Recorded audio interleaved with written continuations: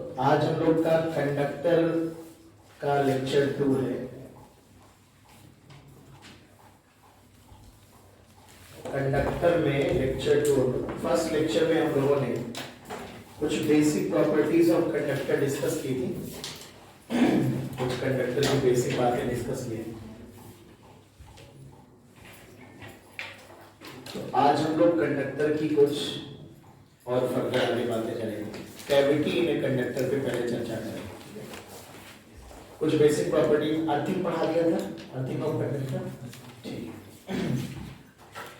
तो cavity in a conductor, cavity in a conductor.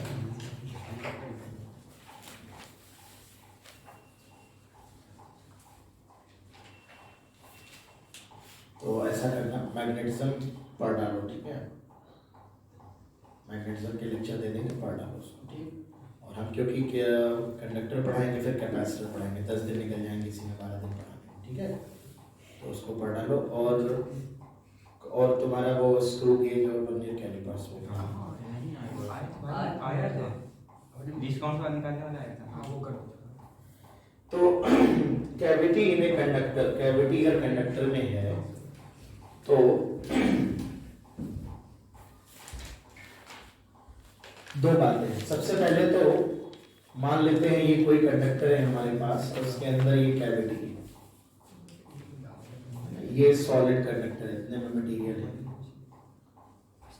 और इस पे इसे अगर हम कुछ चार्ज दे रहे हैं तो वो चार्ज इसकी सरफेस पे डिस्ट्रीब्यूट हो जाएगा। अगर कोई एक्सटर्नल फील्ड नहीं है तो चार्ज जो डिस्ट्रीब्यूट होगा वो आपको पता है कि ये आउटर सरफेस का चार्ज, ये जो सिग्मा आउटर होगा ये 1/r के प्रोपोर्शनल होगा, इस रूल को फॉलो करेगा और पूरा का पूरा चार्ज बाहर होगा। कोई एक्सटर्नल फील्ड नहीं है, there is no external field, कोई बाहर चार्ज भी नहीं है, तभी ये रूल फॉलो होता है। हमने बताया था कि अगर बाहर से कोई इलेक्ट्रिक फील्ड आएगी एक्सटर्नल तो फिर ये चार्ज डिस्ट्रीब्यूशन अपने आप को बदल देगा, ठीक है। बताया था ऐसा कुछ, ठीक है। अभी फिलहाल ये अपने अंदर कोई फील्ड प्रोड्यूस नहीं कर रहा है, लेकिन जैसे कि हमने कहा कि अगर बाहर से कोई फील्ड आएगी तो उस फील्ड को अंदर कैंसिल करने के लिए ये डिस्ट्रीब्यूशन चेंज हो जाएगा, ये डिस्ट्रीब्यूशन नहीं फॉलो करेगा। तो ये तो है। इसका मतलब यहाँ पर बच्चों जब आइसोलेटेड कंडक्टर है उसमें कैविटी है तो मटेरियल में तो फील्ड जीरो होती है, यहाँ पर भी कोई फील्ड नहीं होगी। ये जो चार्ज होता है ये अंदर कोई भी फील्ड प्रोड्यूस नहीं करेगा। तो कैविटी के अंदर ना तो कोई चार्ज है, अभी फिलहाल हमने कोई चार्ज नहीं रखा है, तो कैविटी के अंदर इलेक्ट्रिक फील्ड भी जीरो होगी। जो पोटेंशियल इस मटेरियल का होगा वही पोटेंशियल कैविटी के अंदर सभी पॉइंट्स पे होगा, ठीक है। अब इसी में अगर मैं आपसे कहूं कि इसी केस में अगर मैं एक दूसरा पार्ट अगर बताऊं, अगर कैविटी में अभी फिलहाल कैविटी में कोई चार्ज नहीं लग रहा, ठीक। तो अगर कैविटी में कोई चार्ज नहीं लग रहा और मैं एक्सटर्नल फील्ड यहां पे लगा देता हूं तो फिर ये जो चार्ज का डिस्ट्रीब्यूशन है ये अपने आप को वैरी कर लेगा इस मटेरियल में कहीं पर भी, और फिर ये जो सिग्मा होगा ये 1/r के प्रोपोर्शनल नहीं है ना। और फिर आप कह सकते हो कि किसी पॉइंट पे इलेक्ट्रिक फील्ड कैसे जीरो होगी, तो फिर ये जो बाहर वाला चार्ज डिस्ट्रीब्यूशन होगा वो बाहर वाले को कैंसिल आउट कर देगा। यहाँ पे जितनी एक्सटर्नल इलेक्ट्रिक फील्ड होगी उतनी कंडक्टर का जो आउटर सरफेस का चार्ज होगा वो प्रोड्यूस करेगा और नेट इलेक्ट्रिक फील्ड किसी भी पॉइंट पर क्या हो जाएगी, जीरो हो जाएगी, ठीक है ना। ये तो बेसिक बात है कि जब हम कंडक्टर के अंदर कैविटी कर रहे हैं और कैविटी के अंदर कोई चार्ज नहीं, तो आप ऐसे कह सकते हो कि जो एक्सटर्नल फील्ड है उसको जो आउटर सरफेस का चार्ज होगा वो अंदर एंटर नहीं करने दे रहा है या उसके इफेक्ट को कैंसिल कर दे रहा है कंडक्टर के सभी पॉइंट्स पे, ठीक है ना। तो बाहर वाले से निपट ले रहा है, बाहर वाला चार्ज बाहर वाले पे से निपट ले रहा है। तो अगर हम कोई इस कैविटी में कोई बॉडी रख दें कोई ऐसी बॉडी रखते हैं जो इलेक्ट्रिक फील्ड की प्रेजेंस में खराब हो सकती है, ठीक है, तो इसी को हम लोग इलेक्ट्रोस्टैटिक शील्डिंग बोलते हैं कि अगर यहाँ कोई बॉडी होगी ना तो अगर आप कोई बाहर एक्सटर्नल इलेक्ट्रिक फील्ड में खराब हो सकती है, अगर आप उस कंडक्टर के अंदर कैविटी में रख देंगे तो जब ये एक्सटर्नल इलेक्ट्रिक फील्ड आएगी तो ये वाला जो चार्ज होगा ये अपना डिस्ट्रीब्यूशन चेंज करेगा इस तरह से सच दैट कि इसको अंदर सभी पॉइंट पे कैंसिल आउट कर सके। तो इस वजह से इस पे जो अंदर होगा कोई इफेक्ट नहीं आएगा, मतलब कैविटी के अंदर बाहर वाली इलेक्ट्रिक फील्ड से कोई इफेक्ट नहीं आएगा। इसी को आप इलेक्ट्रोस्टैटिक शील्डिंग कह सकते हैं। अब हम लोग यहाँ पर डिस्कस करने वाले हैं if cavity has some charge inside it. अगर कैविटी के अंदर कुछ चार्ज है तो फिर हम इस सवाल को कैसे करेंगे, तब फिर चीजें कैसे बदलती हैं, इसमें भी मैं आपको 2 केसेस बताने वाला हूं। सबसे पहला केस, कुछ बातें बहुत ध्यान समझना। मान लेते हैं बच्चों यहां पर ये हमारे पास एक बॉडी है और ये कैविटी है, ये मटेरियल है कंडक्टर। सबसे पहले तो इसमें चार्ज का डिस्ट्रीब्यूशन समझने वाली बात है, ठीक है। यहां पर अगर मैं कोई पॉइंट चार्ज रख दूं Q, यहां पर अगर मैं कोई पॉइंट चार्ज Q रख दूं और इस पे कुछ कैपिटल Q चार्ज दे दूं इस बड़े कंडक्टर, तो सबसे पहले तो इनर सरफेस पे -Q इंड्यूस हो जाता है। कैविटी के अंदर कुछ पॉइंट चार्ज हमने रख दिया और इनर सरफेस पे -Q इंड्यूस हो जाएगा। कैसे इंड्यूस हो जाएगा, तो इसे आप ऐसे कह सकते हो कि अगर मैं एक गॉसियन सरफेस ले लूं ऐसे,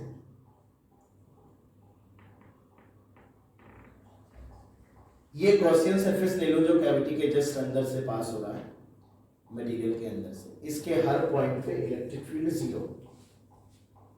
तो अगर हर पॉइंट पे इलेक्ट्रिक फील्ड 0 होगी तो E.ds क्रॉस इंटीग्रेशन अगर गॉस लॉ लगाऊंगा तो जब E 0 है तो इस सरफेस से जो फ्लक्स होगा वो 0 होगा ना, और फ्लक्स होता है Q in divided by epsilon not, इसका मतलब Q in 0 होगा कि नहीं।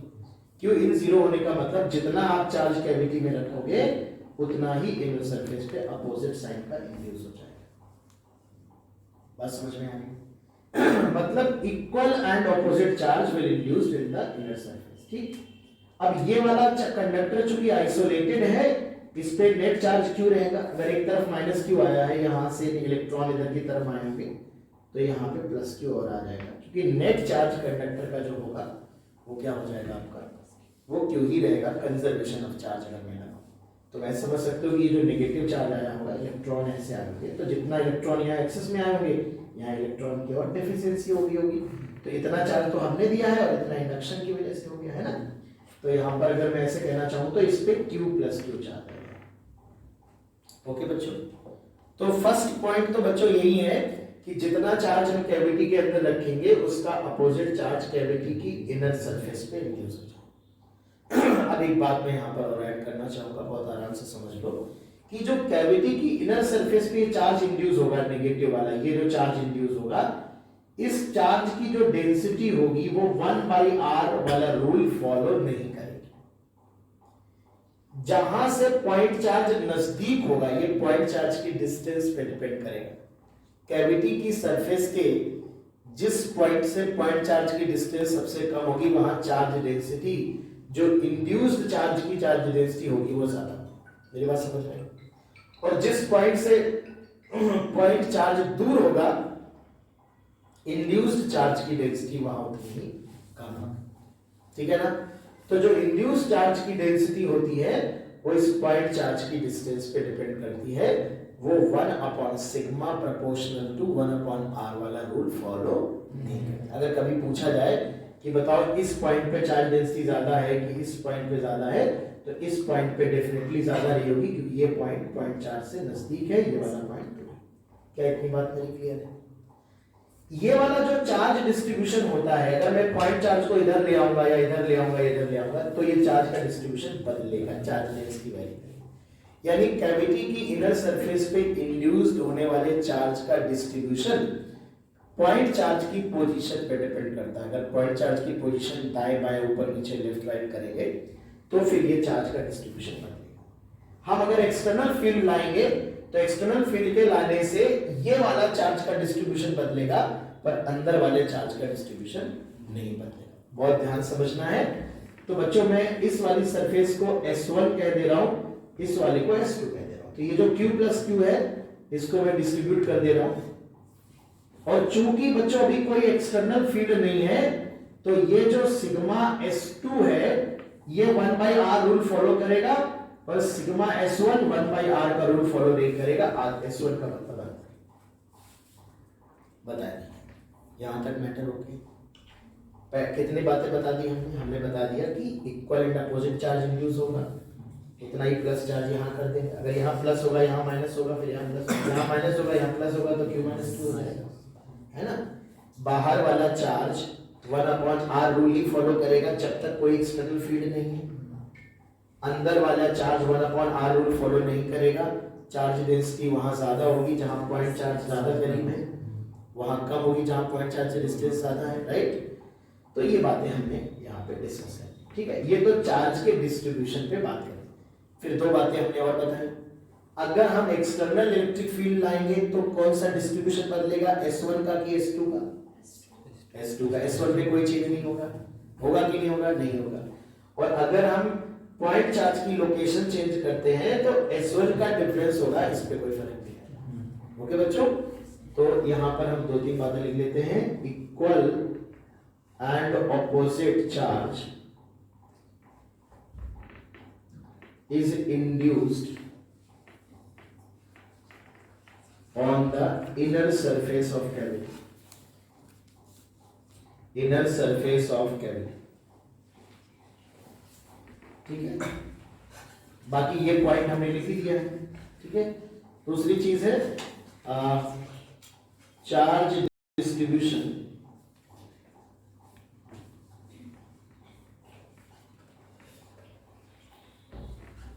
on S2 is affected if we brought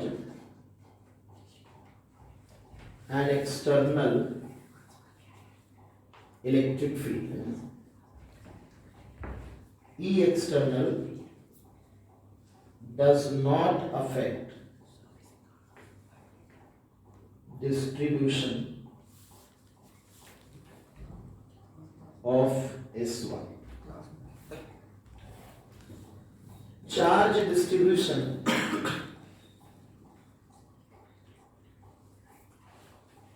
on S1 depends on position of charge, on position of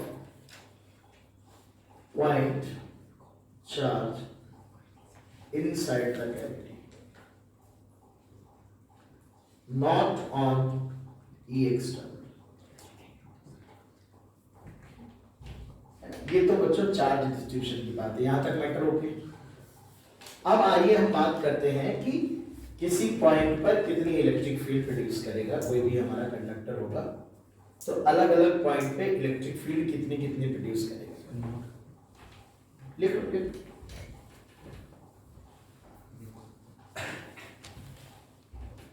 देखो, अब हम ये डिस्कस करने वाले हैं कि अगर हम इस चार्ज डिस्ट्रीब्यूशन की वजह से इलेक्ट्रिक फील्ड कैलकुलेट करना चाहें डिफरेंट पॉइंट पे, तो तीन तरह के पॉइंट बच्चों हमें मिलेंगे। बताओ तीन तरह के पॉइंट कौन? एक पॉइंट जो सबसे बाहर होगा, एक पॉइंट जो मटेरियल के अंदर होगा, और एक कैविटी के अंदर होगा। तो हम तीन पॉइंट ले लेते हैं। लेट अस सपोज एक पॉइंट है P1, एक पॉइंट है P2 और एक पॉइंट P3। अब मैं जानना चाहता हूं कि भाई P1 पे इलेक्ट्रिक फील्ड क्या हो, तो तीन चार्जेस की वजह से हो। बताओ किसकी इसकी वजह से हो? एक तो होगी ड्यू टू चार्ज जो कैविटी पे है, पॉइंट चार्ज, पॉइंट चार्ज की वजह से, राइट। मैं कुछ नंबरिंग कर देता हूं यार, ऐसे कर देता हूं।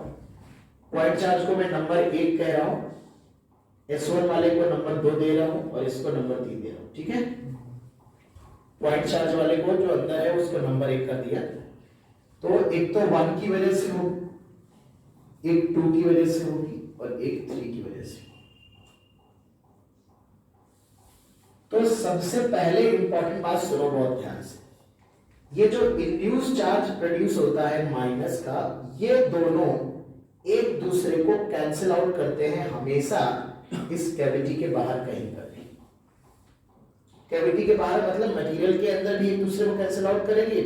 ऐसे समझ लो कि कैविटी के बाहर जब तुम इलेक्ट्रिक फील्ड लिख रहे हो तो ये जो नेगेटिव वाला चार्ज है इसका सेंटर पॉइंट यही होता है जिसकी वजह से वो इंड्यूस हुआ है।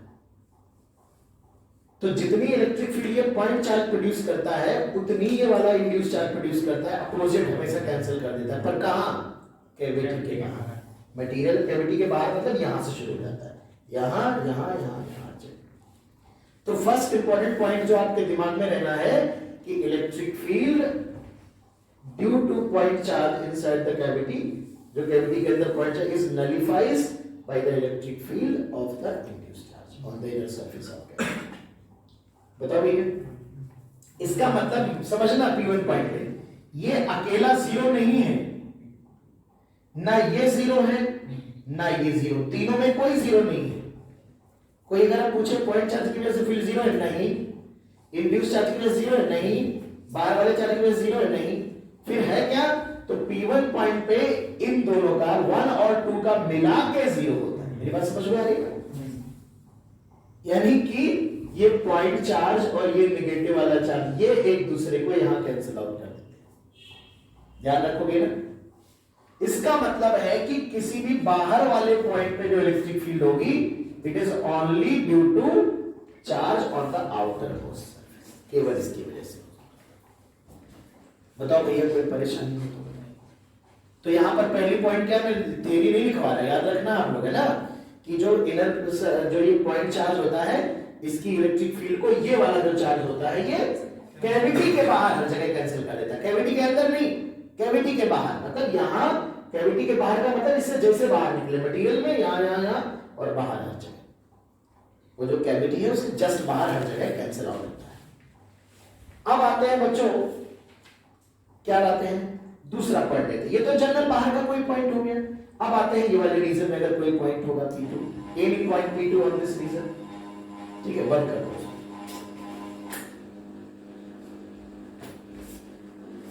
है ना? ठीक है, ठीक है। Hello hello hello hello. तो यहां पे अगर हम P2 की बात करें तो P2 पे जो इलेक्ट्रिक फील्ड होगी, P2 क्या? P2 is any point in the material. अब आपको एक बात तो पता है कि यार इलेक्ट्रोस्टैटिक कंडीशन में कंडक्टर के अंदर, मटेरियल के अंदर इलेक्ट्रिक फील्ड क्या होती है? जीरो। फिर वही बात है कि P2 में भी तीन लोग प्रोड्यूस कर रहे हैं, 1 की वजह से, 2 की पॉइंट चार्ज की वजह से, कैविटी के इनर सरफेस की वजह से और बाहर वाले चार्ज की वजह से। और ये पता है कि ये जीरो है ओवरऑल। मुद्दा ये नहीं है कि कितना, ये तो दुनिया जानती है कि जीरो होता है। कैसे जीरो हुआ? क्या तीनों जीरो थे या तीनों नॉन जीरो थे, या 2 जीरो थे, 2 नॉन जीरो है, एक दूसरे को काट दिया, एक जीरो था? This is very important. अब सुनो अगला पॉइंट बहुत ध्यान से। 2 बातें इंपॉर्टेंट है। पहली इंपॉर्टेंट बात हमने ये बताई कि ये वाला चार्ज इसकी फील्ड को बाहर सभी जगह कैंसिल कर देता है, तो P2 पे भी ये दोनों कैंसिल आउट हो जाएंगे। This does not equal to zero, this does not equal to zero, but this whole is equal to zero. या ऐसे लिखना जैसे मैं लिख रहा हूं, ये जीरो नहीं है अकेला, ये जीरो अकेला नहीं। अगर कोई पूछे कि पॉइंट चार्ज यहां पे प्रोड्यूस नहीं कर रहा है, ये कर रहा है, बिल्कुल कर रहा है, पर एक दूसरे को उड़ा दिया, और ये अकेला जीरो है। ये हमने पढ़ा कि अगर बाहर कोई एक्सटर्नल फील्ड नहीं है, अगर ये वाला रूल फॉलो हो रहा है आउटर सरफेस पे, तो बाहर वाली सरफेस का चार्ज अंदर कोई फील्ड प्रोड्यूस नहीं करता। ये दूसरा इंपॉर्टेंट पॉइंट याद रखना। 2 इंपॉर्टेंट बातें हमने आपको बताई फील्ड से रिलेटेड।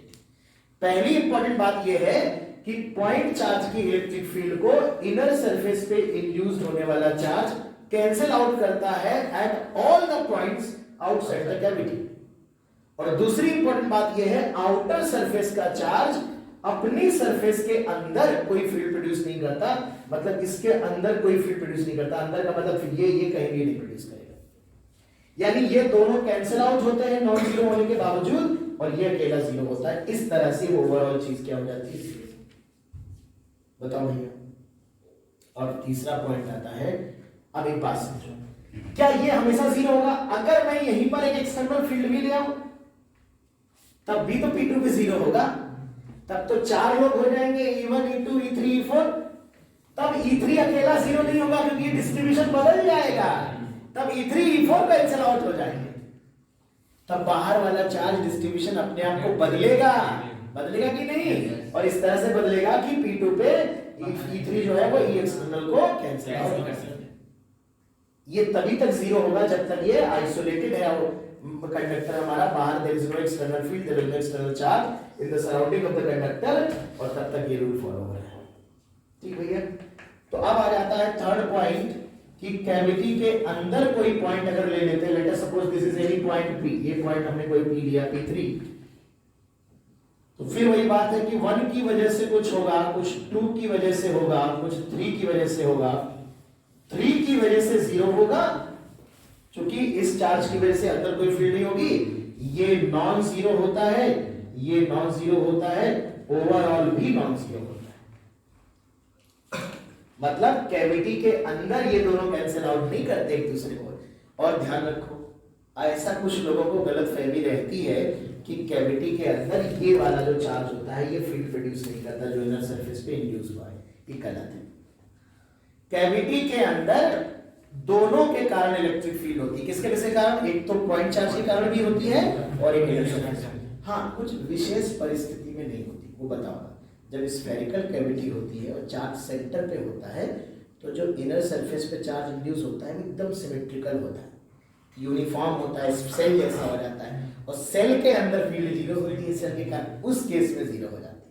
बच्चे उसको पकड़ के वो जनरलाइज कर देते हैं, इसलिए जानबूझ के कैविटी टेढ़ी मेढ़ी बनाई है ताकि आपको जनरल बातें बता सको। ठीक है, तो इतना अभी लिखो, फिर मैं कहानी को आगे बढ़ाता हूँ। ठीक है,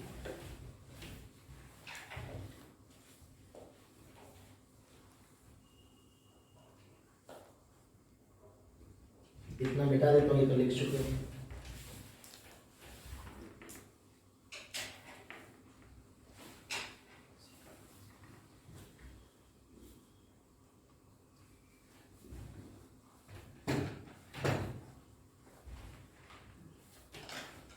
क्या हाल?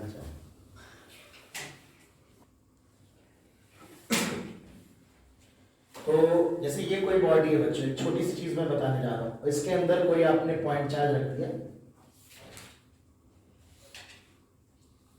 तो ये माइनस क्यू यहाँ पे इंड्यूस हो जाएगा और ये क्यू प्लस क्यू है, अगर प्लस क्यू पहले से था तो क्यू प्लस क्यू होगा। अब अगर हमें इसकी फील्ड लाइंस बनानी हो तो कैसे होगी? अब आपको पता है कि कंडक्टर का पूरा मटेरियल इक्विपोटेंशियल होता है, सरफेस भी इक्विपोटेंशियल होती है, तो जब भी हम इलेक्ट्रिक फील्ड लाइंस ड्रॉ करते हैं तो कंडक्टर की सरफेस के कैसी होती है? परपेंडिकुलर। तो यहाँ पर ये जो चार्ज डिस्ट्रीब्यूटेड होगा ये 1/r के रेशियो में डिस्ट्रीब्यूटेड होगा, r local radius of curvature.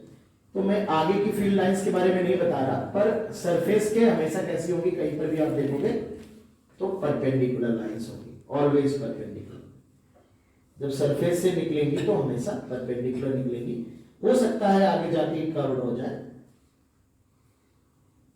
क्योंकि रेडियल फील्ड तो नहीं होगी कंडक्टर, पर जब अगर मैं कंडक्टर के सरफेस की जस्ट बाहर बताऊंगा तो फील्ड हमारी आगे से नहीं बनाई हमने, परपेंडिकुलर टू द सरफेस होगी। इसी तरह से यहाँ ये पॉजिटिव चार्ज है, यहाँ से ओरिजिनेट होगी फील्ड लाइंस और ये नेगेटिव चार्ज पे टर्मिनेट होगी।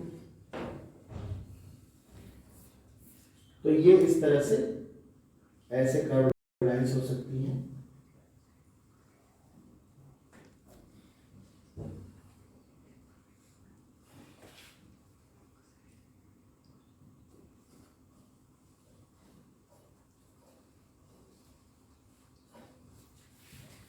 मैं बताना ये चाहता हूं कि ये जो सरफेस आप देख रहे हो, इस सरफेस की हर जगह कैसी होंगी? परपेंडिकुलर। परपेंडिकुलर होने के लिए ये लाइनें कर्व होंगी, रेडियल नहीं होंगी। अब मैं दो बातें करूंगा, एक मन में जो डाउट आ रहा है कि केवल पॉइंट चार्ज की है कि दोनों की।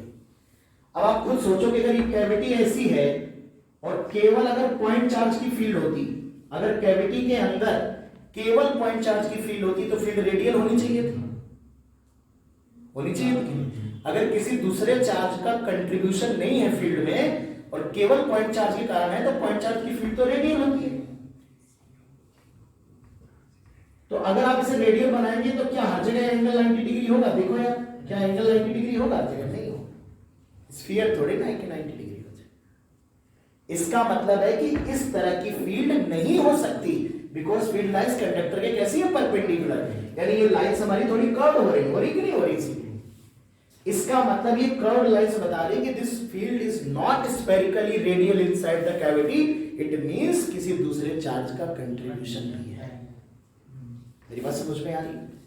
तो कैविटी के अंदर किसकी किसकी फील्ड होती है, उस पॉइंट चार्ज की जो रखा है और जो इनर सरफेस पे इंड्यूस चार्ज है, दोनों की होती है। किसी विशेष परिस्थिति में ना हो वो बात अलग है, एक स्फेरिकल कैविटी ले लेंगे और सेंटर का चार्ज जब रखेंगे तब उस केस में नहीं होती है, वो अलग बात है, ठीक है ना। लेकिन हम अभी जनरल बात कर रहे हैं, तो ये तो एक थोड़ा सा इलेक्ट्रिक फील्ड के बारे में भी बात है। अब आप ये बताओ मुझे कि अगर मैं इसी क्वेश्चन में अगर थोड़ा सा चेंज कर दूं, चेंज क्या कर दूं, मान लो एक क्वेश्चन मैं आपसे पूछूं कि बताओ एक कंडक्टर है हमारे पास, उसके अंदर एक कैविटी है, यहां पर एक पॉइंट चार्ज क्यू रखा है और इस पे क्यू दिया है, तो ये बताओ इनर सरफेस पे कितना इंड्यूस होगा, तो आप कहेंगे सर माइनस क्यू, यहां पर क्यू प्लस क्यू। अब अगर मैं यहां पर एक एक्सटर्नल इलेक्ट्रिक फील्ड ले आऊं और ये फील्ड भी बना सकते हो या कोई पॉइंट चार्ज रख दूं बाहर, वो भी एक्सटर्नल फील्ड प्रोड्यूस करेगा, बताए नितिन जी, ठीक। तो ये बताइए, अब अगर मैं आपसे कहूं पहली बात तो इस फील्ड के आने से कौन सा डिस्ट्रीब्यूशन बदलेगा, क्या ये चार्ज डिस्ट्रीब्यूशन बदल जाएगा, अभी पढ़ाया था 10 मिनट पहले, बदलेगा यस या नो? नहीं बदलेगा। ये वाला डिस्ट्रीब्यूशन बदलेगा क्या? बिल्कुल बदलेगा, और ये वाला डिस्ट्रीब्यूशन जो होगा वो 1/r के प्रोपोर्शनल नहीं रह जाएगा, और ये ऐसे कह सकते हो पॉजिटिव चार्ज सिमट के इस तरफ थोड़ा ज्यादा आ जाएगा और इस तरफ थोड़ा सा कम रह जाएगा। अब अगर मैं पूछूं कि बताओ भैया किसी पॉइंट P पे जो मटेरियल के अंदर है इलेक्ट्रिक फील्ड जीरो कैसे हुई, जीरो तो होगी ये पक्का है। Net electric field in electrostatic condition if there is no current in the conductor और on the surface of conductor, तो नेट इलेक्ट्रिक फील्ड कंडक्टर के अंदर मटेरियल में जीरो होती है, आप जानते हैं। मुद्दा ये है जीरो कैसे हो रही है, तो 4 लोगों का रोल है इलेक्ट्रिक फील्ड P पॉइंट पे। किसका किसका रोल है, एक तो पॉइंट चार्ज नंबर 1 और एक नंबर 2, एक नंबर 3 और एक एक्सटर्नल। तो भैया E1 vector plus E2 vector plus E3 vector plus E4 vector, मतलब E external vector equal to 0 हुई है। कैसे कैसे, 1 और 2 0 हो रहे हैं और 3 और 4 0। लेकिन मेरे सवाल का जवाब दीजिएगा, क्या E1 0 है, क्या E2 0 है, क्या अब इस वाले चार्ज का अंदर फील्ड नहीं होता था, लेकिन एक्सटर्नल फील्ड में क्या ये 0 है? नहीं है, नहीं ये 0। 4 में से एक को नॉन जीरो, एक को 0 नहीं, सब नॉन जीरो है, लेकिन दो आपस में कट रहे हैं, दो आपस।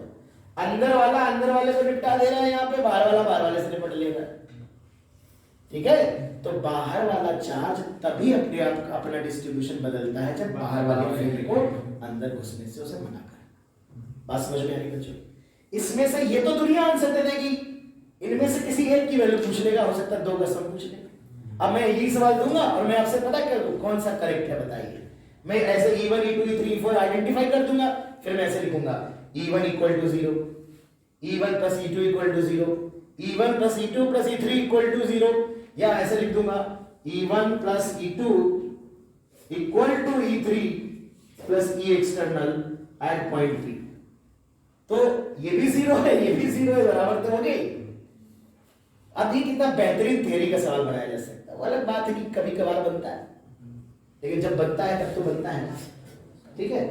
तो लोगों से नहीं बनता है, लोग क्योंकि बारीकी से अच्छे समझे नहीं होते। चलिए, तो और ये भूल जाइए, मई अप्रैल और मई का पेपर अच्छा है, एडवांस का पेपर उड़ा देगा भी। आप दूर का लक्ष्य देखिए, बहुत ज्यादा अति उत्साहित होने की जरूरत नहीं है इसे पूरा पेपर देकर, ठीक है। फिर उतना किया कि नहीं तुम लोगों ने, उत्साहित होने की जरूरत है, बस खुद ही तो उत्साहित ना हो जाए, कहीं पेशेंस बना के रखना है। चलिए, तो मैं इसको मिटा देता हूँ, ये वाला क्वेश्चन नोट कर लो।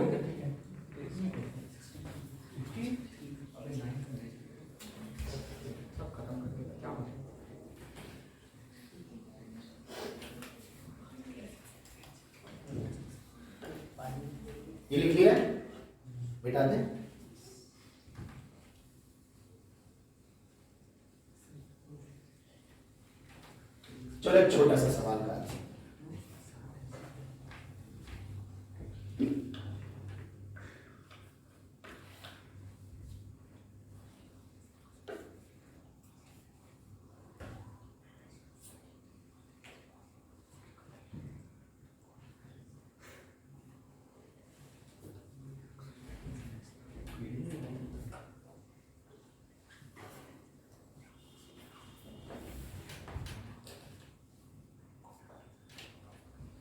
एक कंडक्टर है, उसके अंदर एक इरेगुलर शेप की कैविटी है, कैविटी के अंदर एक पॉइंट चार्ज है। आपको बताना है कि पी पॉइंट पे पोटेंशियल कितना होगा, पी पॉइंट पे इलेक्ट्रिक फील्ड कितनी होगी। और ये न्यूट्रल कंडक्टर है, न्यूट्रल कंडक्टर।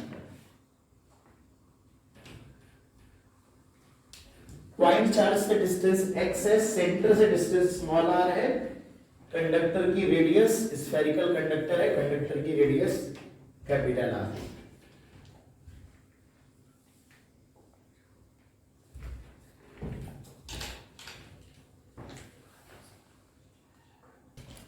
आंसर आया? बताओ क्या होगा। देखो इस सबसे पहले इस प्लस क्यू की जगह यहां माइनस क्यू इंड्यूस होगा, ये माइनस क्यू होगा और यहां पे प्लस क्यू आएगा। अब मुझे ये बताओ कि ये जो प्लस क्यू होगा इसका डिस्ट्रीब्यूशन कैसा होगा आउटर सरफेस, यूनिफॉर्म होगा कि नॉन यूनिफॉर्म? स्फेरिकल है ना, रेडियस हर जगह सेम होगी, तो ये तो बिल्कुल बेसिक रूल। एक्स्ट्रा ये तब तक नॉन यूनिफॉर्म नहीं होगा जब तक या तो सरफेस अलग अलग हो, रेडियस कर्वेचर इरेगुलर हो, या फिर कोई एक्सटर्नल फील्ड आ जाए, है ना। तो ये वाला डिस्ट्रीब्यूशन, इवन इसकी डेंसिटी आप निकाल सकते हो ना, Q/4 r। ये नॉन यूनिफॉर्म होगा। क्यों नॉन यूनिफॉर्म है ये? क्या रीजन दोगे? मैं दो आंसर बोल रहा हूं, दो रीजन बताओ। पहला आंसर कौन मोस्ट अप्रोप्रिएट है? पहला तो कि कर्वेचर इरेगुलर है इसलिए, दूसरा पॉइंट चार्ज की डिस्टेंस अलग अलग पॉइंट से अलग अलग है।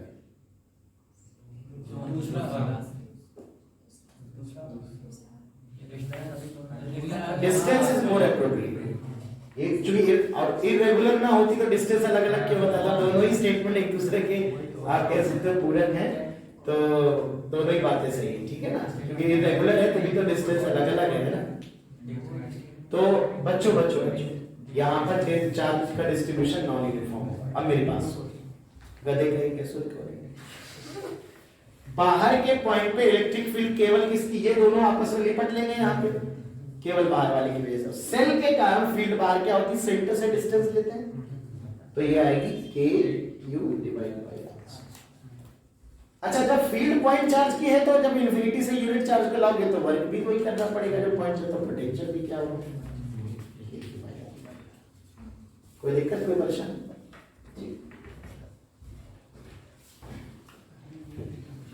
अच्छा ये बताओ, एक सवाल और देखो जरा, बता ये बात नहीं, ये हमारे पास यहां पर एक कैविटी है, कैविटी के सेंटर पे एक पॉइंट चार्ज रखा, न्यूट्रल कंडक्टर है, सॉलिड है, इसका चार्ज का डिस्ट्रीब्यूशन बताना है, इस पे क्यू चार्ज है, चार्ज का डिस्ट्रीब्यूशन बताना है। दो सरफेस है S1 और S2, तो तुम्हें ये बस सेंटर पे चार्ज रखा है, तुम्हें ये बताना है कि सेंटर जो चार्ज का डिस्ट्रीब्यूशन होगा सरफेस पे कैसा होगा, यूनिफॉर्म या नॉन यूनिफॉर्म। अगर यूनिफॉर्म है तो चार्ज डेंसिटी निकालनी। तो देखो सबसे पहले क्या बताओ, इस पे इनर सरफेस पे कितना आएगा, क्या माइनस क्यू आएगा, और चूंकि ये सभी चार्ज से इक्वल डिस्टेंस पे तो सभी जगह सिग्मा कांस्टेंट होगा, तो क्या मैं सिग्मा S1 निकाल सकता हूं -Q/4πa²। अगर इसकी रेडियस a है, बताओ भैया, इसकी रेडियस कैपिटल R माने, ये सेंटर है, ये वाला पॉइंट सेंटर है। अब इस सरफेस पे कितना पहुंच जाएगा, Q+Q? अरे बताओ बतो, तो ये बताओ जरा कि इसकी चार्ज डेंसिटी क्या होगी, सिग्मा S2 कितना होगा, Q+Q/4π, ये चार्ज। अब आइए हम इलेक्ट्रिक फील्ड लाइंस ड्रॉ करते हैं।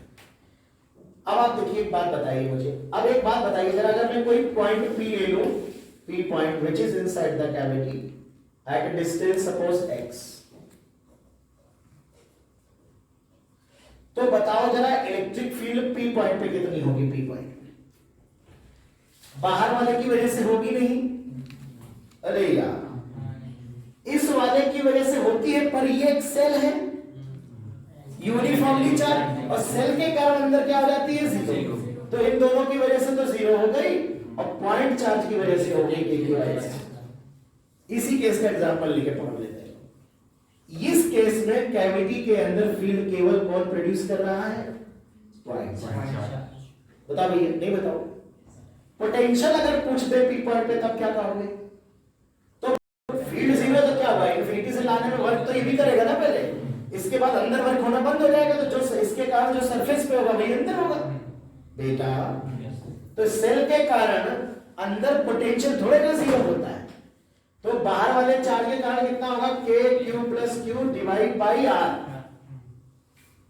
अरे बोलो बोलो, बाहर वाले चार्ज की वजह से उतना ही होगा जितना सरफेस पे होगा, उतनी अंदर होता है। नव्या जी बताएं। और इस वाले चार्ज के कारण भी उतना ही होगा जितना उसकी सरफेस पे होगा। तो k minus q divide by a, a है ना रेडियस, और पॉइंट चार्ज के कारण कितना है, this is the potential at point P। देख रहे हैं, बढ़िया सवाल है ये, बढ़िया सवाल है भाई साहब। ठीक, अब आ जाते हैं इलेक्ट्रिक फील्ड लाइंस कैसी बनेगी।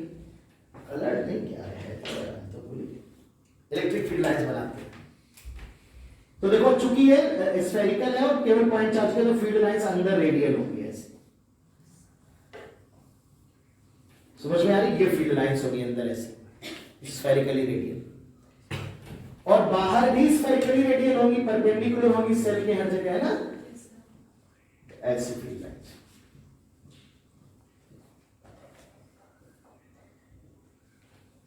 ऐसी फील्ड लाइंस होगी, दिख रही है ऋतिक जी, आपको नजर आ रहा है?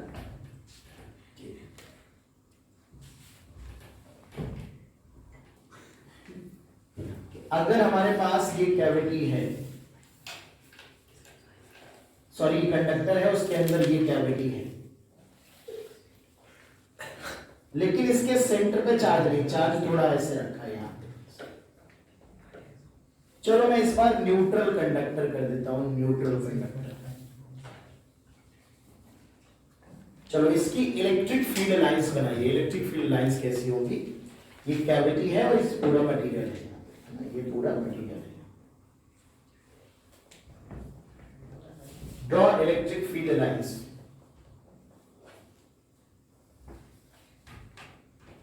पॉइंट चार्ज जो है वो स्फेरिकल कैविटी के सेंटर पर नहीं है बेटा इस केस में,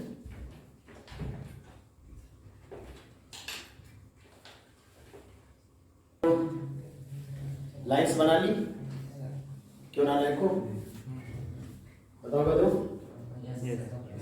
तो सबसे पहले तो इनर सरफेस पे जो चार्ज इंड्यूस होगा माइनस क्यू, जरा हमको ये बताइए आप लोग कि ये चार्ज का डिस्ट्रीब्यूशन यूनिफॉर्म होगा कि नॉन यूनिफॉर्म? कहाँ चार्ज डेंसिटी ज्यादा होगी, इधर होगी कि इधर? मतलब फोटो देख के बता रहे हो गधे गए कि जो हमने बना दिया है, पहले से बना दिया था। अरे वाह, होशियार हो फिर तो। इस सरफेस पे कितना चार्ज आएगा? हाँ, कितना आएगा चार्ज भाई सरफेस पे, बताओ फिर। हाँ जी,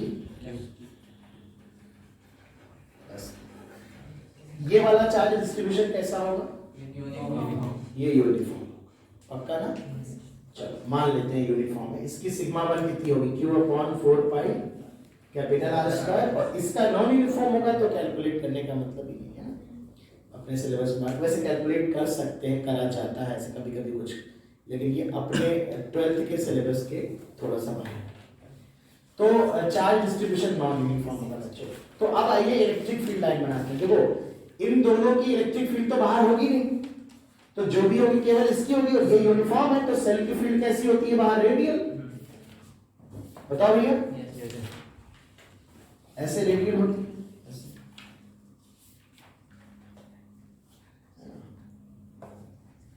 ऋतिक जरा इसको तो रेडी। तो बच्चों क्या है कि अंदर की फील्ड नॉन यूनिफॉर्म होगी, और कंडक्टर की सरफेस के फील्ड लाइंस हमेशा कैसी होती हैं? परपेंडिकुलर। तो यहां पे आप ऐसे कह सकते हैं, यहां से परपेंडिकुलर ऐसे जाएंगे इस तरह से, पॉजिटिव से निकलेंगी फील्ड लाइंस, परपेंडिकुलर जाएंगी इस तरह से, हर जगह एंगल 90 डिग्री बनाते हुए।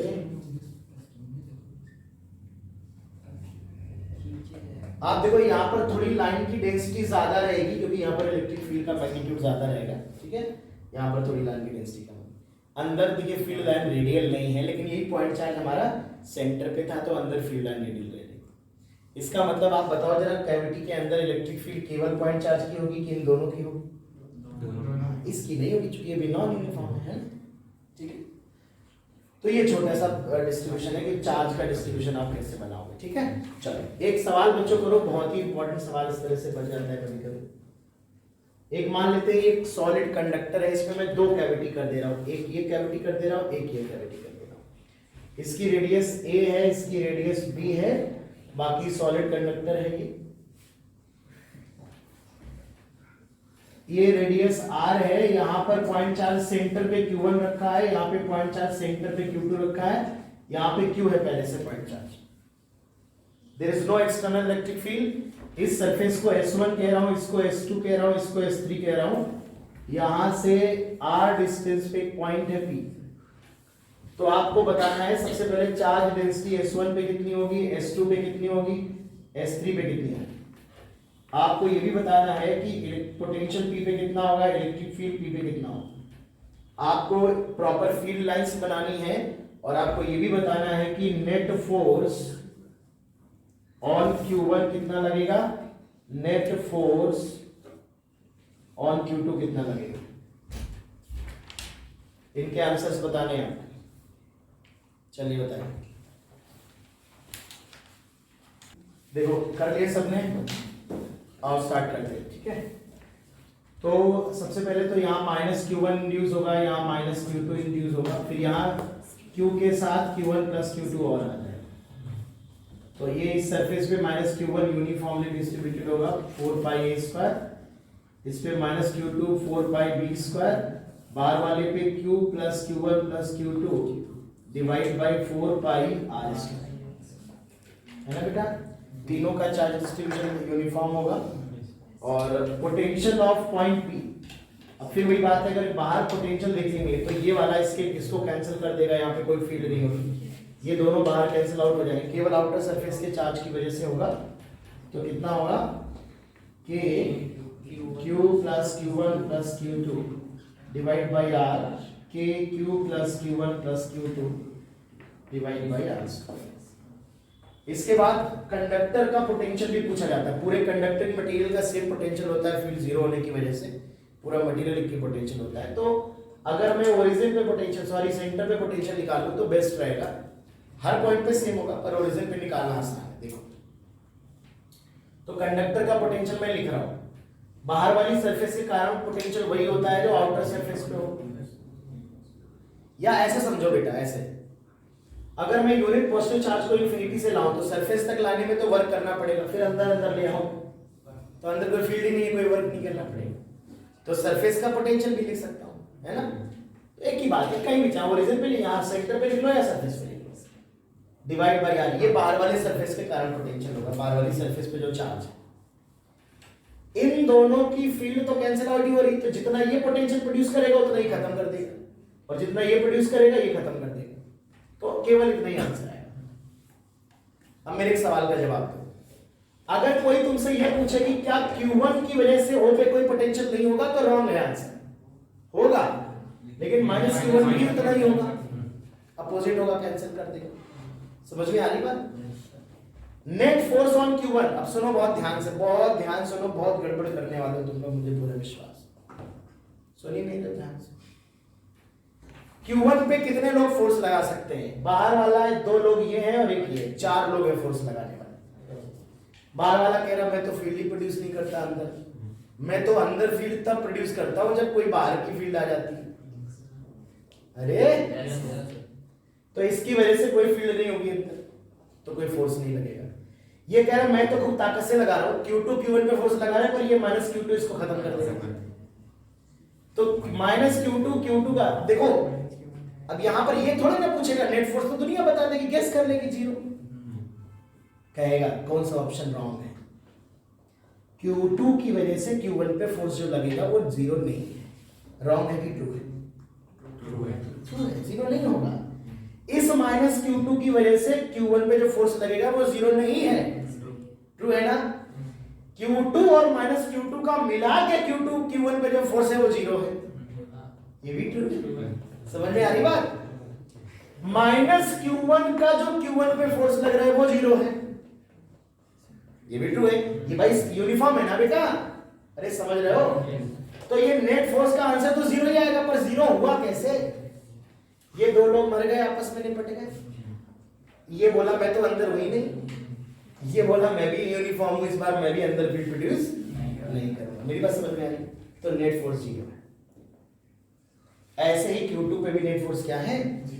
लेकिन मैंने देखा जब इस पे थ्योरेटिकल सवाल बनाता है तो वो इंडिविजुअल पूछता है, और इस चक्कर में बच्चे ओवरऑल तो पता होता है, बच्चों को इंडिविजुअल के बारे में नहीं पता होता।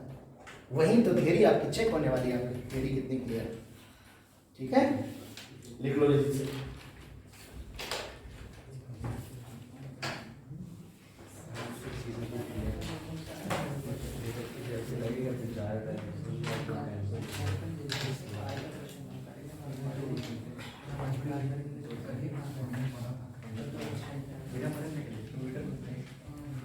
अब हम इसमें दो तरह के क्वेश्चंस डिस्कस करने वाले हैं, दो तरह के बहुत अच्छे प्रॉब्लम बनते हैं।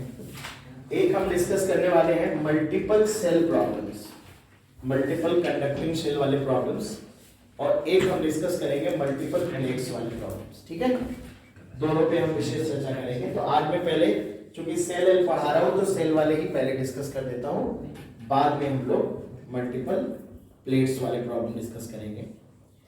तो चलो एक सवाल से शुरू करते हैं, कुछ एडिमेटिक नहीं दे रहा मैं, मल्टीपल सेल से रिलेटेड, मल्टीपल कंडक्टिंग सेल से रिलेटेड ऐसे लिख सकते हो, problems having multiple conducting sales.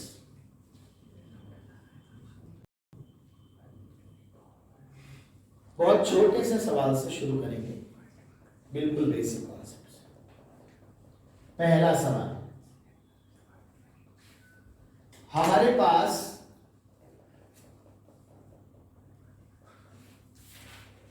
तीन सेल है। कितने सेल? सबसे छोटे वाले सेल की रेडियस है A, फिर B, फिर C। सेल की थिकनेस बहुत कम है, जो उनकी रेडियाई है उनके रिस्पेक्ट में या उनके कंपैरिजन में निग्लिजिबल कह सकते। फिर भी सेल कितना भी कम थिकनेस वाला हो, लेकिन इलेक्ट्रॉन के साइज की तुलना में तो थिकनेस फिर भी बड़ी होगी। कहने का मतलब है इनर और आउटर दो सरफेस इसमें सेल में होगी। ठीक है, और देखते हैं। सबसे पहले हमें ही समझना है चार्ज का डिस्ट्रीब्यूशन कैसा होता है। सेल के सेंटर पे एक हमने प्लस क्यू चार्ज रखा है, सेल के सेंटर पे प्लस क्यू चार्ज रखा है। इस वाले सेल को प्लस कैपिटल क्यू, चलो इसको भी प्लस कैपिटल क्यू दे दिया है, यहां 2q दे दिया है, यहां माइनस क्यू। ये इनिशियल चार्जेस हैं जो हमने सभी सेल को दे रखे थे। अब हमसे ये फाइनली पूछा जाता है कि बताओ सभी सेल पे फाइनल कितना चार्ज होगा, अलग अलग सरफेस पे अलग अलग बताना है। तो सबसे पहले अलग अलग सरफेस पे अलग अलग सभी सरफेस पे चार्ज हमें बताने हैं। तो कुछ बेसिक रूल्स हम यहाँ पर अप्लाई करने वाले हैं, एक एक करके समझते चलो। ठीक है, मैं लिखवा दिया बहुत बेसिक रूल्स। ठीक, सबसे पहली बात, अच्छा बच्चों सोचो, कोई सेल है आपका, कुछ तो थिकनेस होगी। अगर मैं इसको थोड़ा जूम करके बनाऊं तो ये कुछ मोटाई होगी सेल की नहीं होगी? बताओ इसके अंदर अगर मैं एक गॉसियन सरफेस पास करूं, इसके अंदर इसे गॉसियन सरफेस मानो, तो इसके अंदर हर पॉइंट पे इलेक्ट्रिक फील्ड कितनी होगी? बोला करो। 0 होगी। अरे होगी कि नहीं? चूंकि इलेक्ट्रिक फील्ड इसके सभी पॉइंट पर 0 है, तो इस सरफेस से पास होने वाला इलेक्ट्रिक फ्लक्स 0 होगा। इसके अंदर चार्ज 0 होना चाहिए कि नहीं? क्यों इन 0 होना चाहिए? ऋतिक जी गधे कहेंगे, याद नहीं आ रहा है, सब बताना पड़ेगा। E dot dA is equal to Q in divide by epsilon naught. जब E 0 है हर जगह तो फ्लक्स 0 हो जाएगा। गुस्सा दिलाते हैं। तो अगर फ्लक्स 0 हो जाएगा तो Q इन 0 होना मानता है, यानी किसी भी कंडक्टिंग सेल के अंदर नेट चार्ज 0 होगा। और नेट 0 कैसे होगा? अगर तुमने कैविटी पे प्लस Q रखा तो यहाँ इनर सरफेस पे कितना होगा? हाँ, समझ गए हो। तो किसी भी कंडक्टर के अंदर नेट चार्ज 0 होना चाहिए। बहुत ध्यान से देखो प्यारे बच्चों। तो मैं ऐसा करता हूं, यहां पर नई फोटो बना देता हूं, एकदम सुंदर डायग्राम, सुंदर एकदम।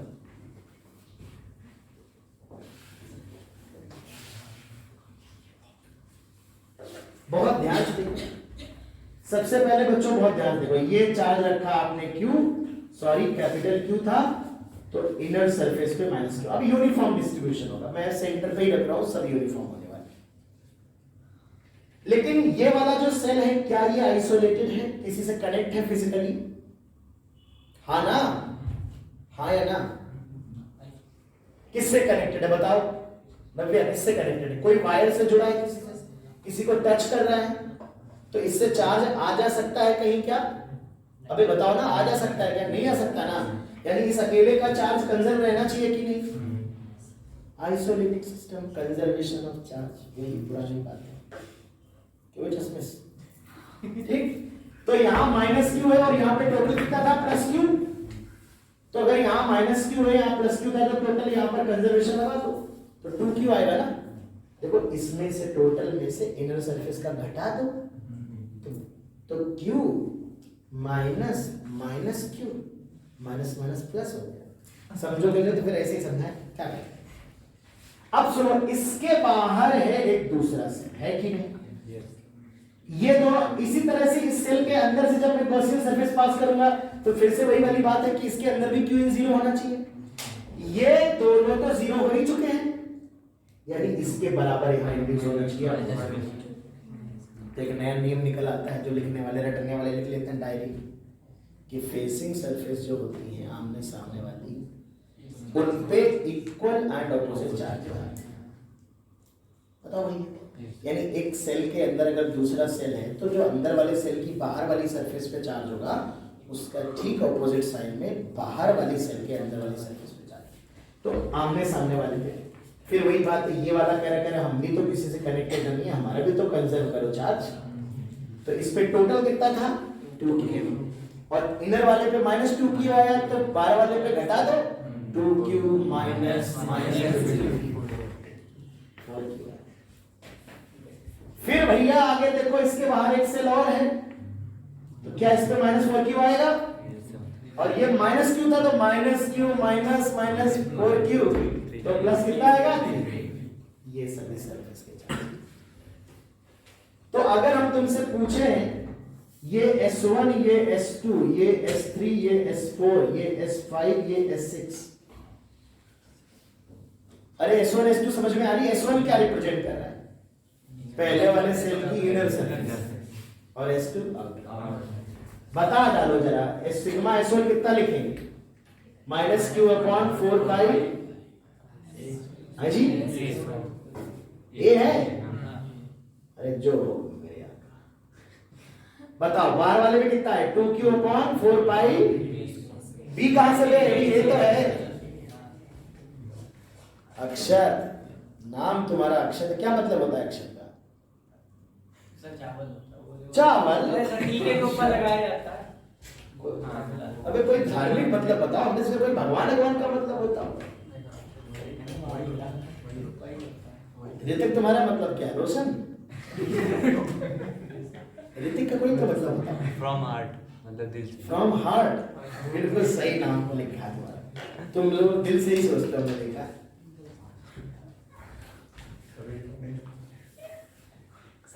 वो वाला गाना तुमने सुना है कभी? एक दिल पे बड़ा अच्छा फेमस गाना हुआ, दिल तोड़ के ऐसे कुछ होता था, नहीं टूटा नहीं अभी हुआ। मजाक कर रहे, दिल पे मत लेना है। तो भैया 2q upon 4 pi a square, और ये वाला क्या है? इसका बताओ, इसका बताओ। S3 माइनस 2q अपॉन 4 पाई, बहुत सही। S4 बोल दो, 4q अपॉन 4 पाई b स्क्वायर। S5 बोलो, जी हाँ, बहुत बढ़िया। और S6 कितना आएगा? बहुत बढ़िया, बहुत बढ़िया। अच्छा, ये जो सारे के सारे चार्जेस हैं ये यूनिफॉर्मली डिस्ट्रीब्यूटेड हैं, तो जो भी इलेक्ट्रिक फील्ड होगी वो रेडियल होगी। जैसे अगर हम ये देखें कि कैसी होगी, तो बाहर देखो ये पॉजिटिव चार्ज है। अगर आप मुझे इलेक्ट्रिक फील्ड लिखना हो, सपोज किसी भी पॉइंट पे लिखना हो, तो स्फेरिकल फील्ड में अलग अलग लिखने मत जाओ।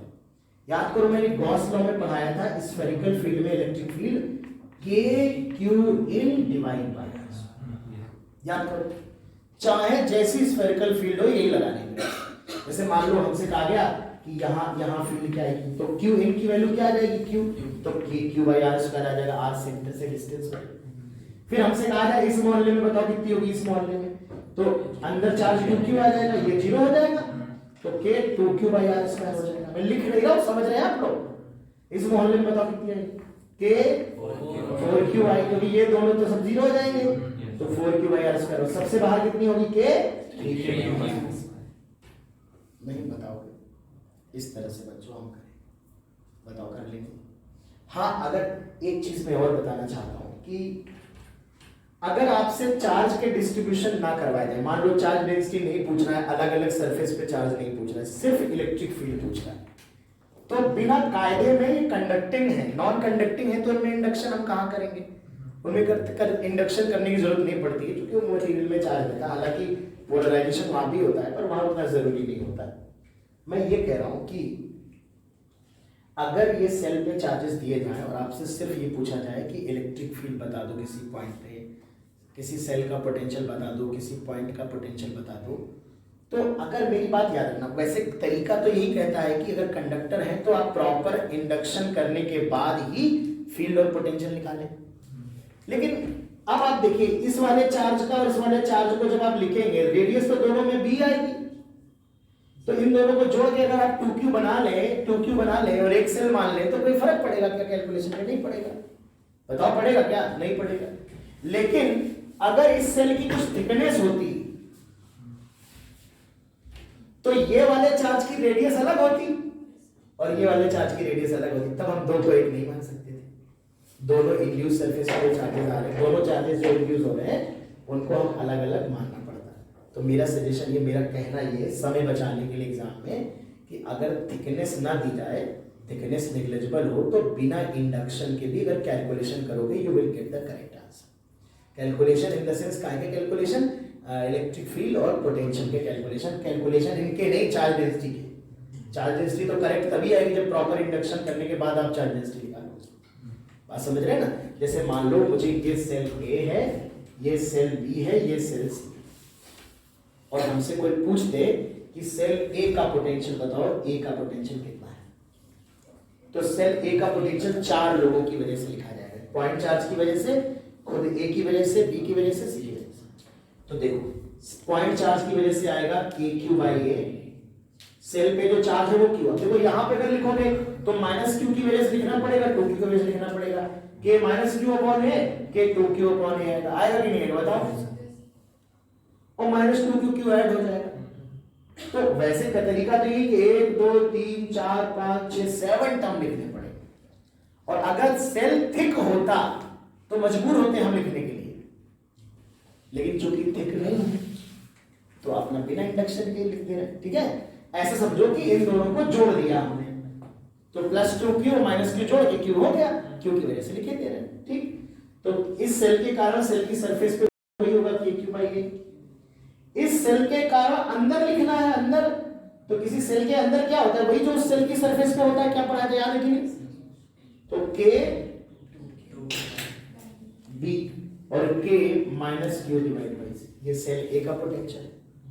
सेल B का पोटेंशियल क्या होगा? B का, तो B के पॉइंट चार्ज की वजह से KQ by B, इस सेल की वजह से KQ by B और उसकी वजह से KQ by B, क्योंकि इसकी सरफेस पे, इसके बाहर है तो पूरी रेडियस आएगी। अरे भूल तो नहीं गए हो? आंसू का चेहरा बता रहा है कि भूल गए आंसू महाराज। देखो यहां अगर लिख रहे हो पोटेंशियल तो KQ by R लिखते थे, याद करो, और अंदर यहां सरफेस पे लिख रहे हो तो KQ by R, और अंदर लिख रहे हो तो भी KQ by R। याद करो वो दिन, है ना? ठीक, तो यहां पर जब हम सेल B का पोटेंशियल लिखेंगे तो पॉइंट चार्ज की वजह से तो सीधे सीधे फॉर्मूला आ गया। इस सेल के बाहर है तो पूरी डिस्टेंस लिखेंगे, इस सेल की सरफेस है तो रेडियस लिखेंगे, और इस सेल के अंदर है तो इसकी सरफेस वाली लिखेंगे। ठीक, तो K minus Q divide by C। और अगर सेल C का पोटेंशियल लिखेंगे तो सब में divide by C divide by C divide by C आएगा, नहीं आएगा? तो इसकी वजह से भी डिवाइड बाय C, इसकी वजह से भी डिवाइड बाय C, इसकी वजह से डिवाइड बाय C, इसकी वजह से भी डिवाइड बाय C। अब मान लो हमें इस पॉइंट पर पोटेंशियल लिखना है, ये P पॉइंट है, या R डिस्टेंस,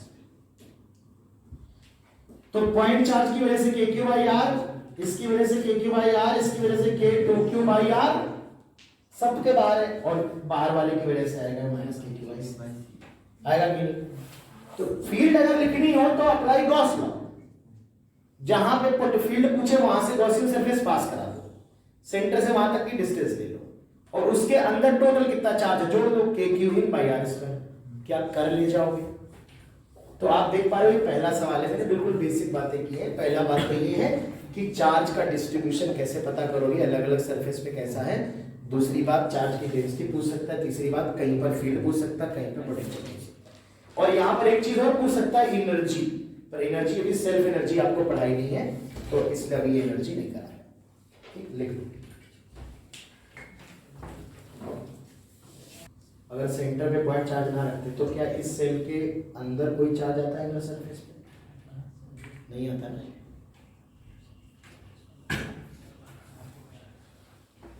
क्योंकि उसके अंदर तो जीरो रहना चाहिए।